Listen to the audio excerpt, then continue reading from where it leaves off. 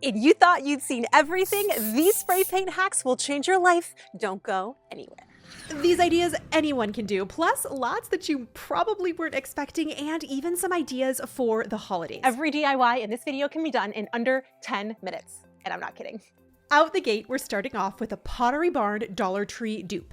Dollar Tree sells these mini square mirrors. You can go to the hardware store and have wood cut down to a 19 3/4 inch by 24.5 inch pieces. 20 of these mirrors can be glued on with the Dollar Tree Super Glue or E6000. This is replicating the $300 mirror from Pottery Barn. It's called the Egan. But that's not a spray paint trick. This is. I went on Pottery Barn's website and I clicked on this best seller.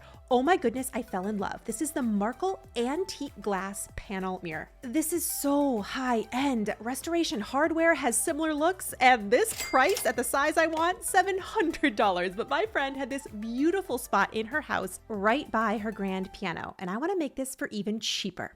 I went on Amazon to find these mini square mirrors. You can also get them in rectangle shapes. Shop your stash. I know you've got spray paint lying around. Of course, we have all sorts of spray paints from my stash. I just have like a little bit left. Like, what can we use and work with that I already have? I ended up going with this forged hammer silver and a beautiful metallic gold. Now together, this is going to give it that really antique undertone. Use any mirrors you want. I'm going to link all the cheapest stuff down below, but I decided that I really liked these because it's actually cheaper to not have the wood. Plus, this is renter friendly. The kit comes with everything you need to hang it on the wall. I love how actually easy this is. All you need is a spray bottle filled with water. Yep, plain old water, and you're going to spray that on your mirror. You want some bigger droplets and some smaller mist, and give this a gentle light coat. And then take your first coat of spray paint. I decided to go with the silver. Make sure to lay your mirrors out in the same way that they're going to be hanging on the wall. Add a little bit of extra spray paint to the outer edges and have a little bit less in the center, and then buff away with a cloth. I found it helps to go over it a couple of times with light pressure. So basically water, light mist of spray paint, and then dry each of the mirrors. Then once you've seen that, you can kind of see how it starts to look antique. And I find it also helpful to hold it up to see how antique you want it. And I decided on this guy to do another coat. So again, I added another mist of water on all of the mirrors and then a bit more spray paint. Here I am adding the silver, and then I decided to go through and add a little bit of gold. You can see I'm adding just a bit more on the outer edges to give it that authentic antiqued look. And then I dried each of the mirrors lightly.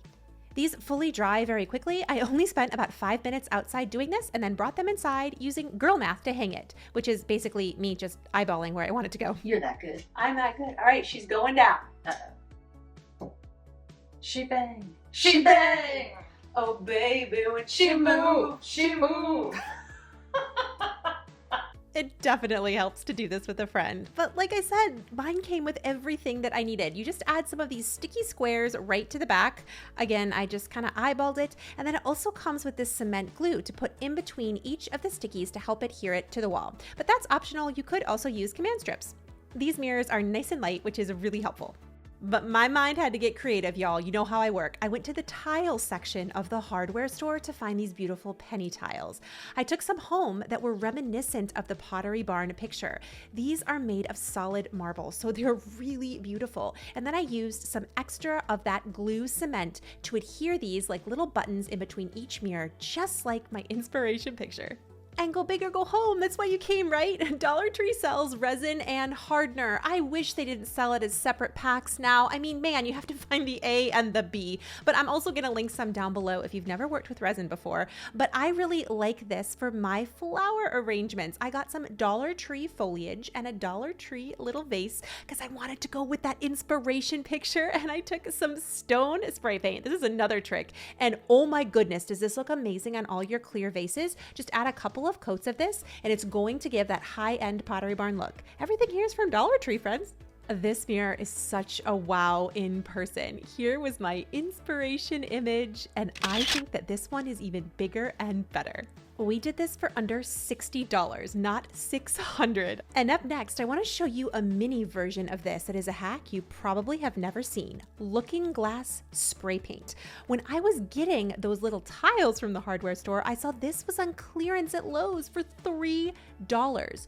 All you need is an old picture frame. This could be an antique frame, just pick one that's beautiful. Spray some looking glass spray paint right on one side of the glass.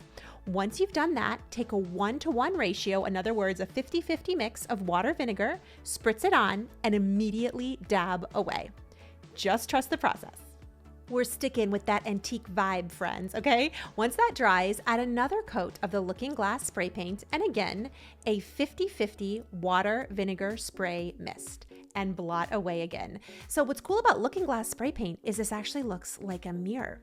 Then once you have your desired thickness, when you look into it, you'll see your beautiful reflection. You're gonna add a final layer of black. Now you probably already have this at home. I happen to have a little bit of oil rub bronze left, so that's what I did. I just went ahead and I sprayed it over top of the looking glass. Here's the trick. When you flip it over on the other side, you're going to have what looks to be an antique mirror. Okay, so my friend's piano room, she texted me this picture of an antique frame that she had. And I was like, oh my gosh, the glass will fit inside. And look, it did. Isn't this so cool? It gave new life to an item she was gonna declutter anyway, and I just had to spend a couple of bucks for spray paint. And I barely used any, like a little goes a long way. So here's what I did next. So I took some Dollar Tree vases that I just had sitting in my stash and gave this a light coat. Then I decided to take that same water vinegar mixture and spray it on top of the glasses. All you want to do is use a paper towel to blot away the water vinegar mixture. Take a look at your piece, and what I liked to do was add another coat of spray paint, some more water vinegar, and blot away until I had the desired effect. This is so cool for the holidays next to this mirror. I love it all. And speaking of the holidays, I loved showing you in my last video these really cool lanterns from the Dollar Tree. I adore these. Okay, so they're in the $5 section, but I want to zhuzh them up a little bit with a spray paint hack, and this is the Krylon Faux Snow. Have you heard of this? You can flock things fast and cheap with this stuff, okay? Somebody commented in my last video that I sounded very Midwestern. I feel like however you say this word designates like where you're from, right? Because like I'm from Michigan, so I'm like Krylon. Krylon. But if you're from the South, you'd say Krylon. Krylon. If you're from California, you say Krylon. Krylon.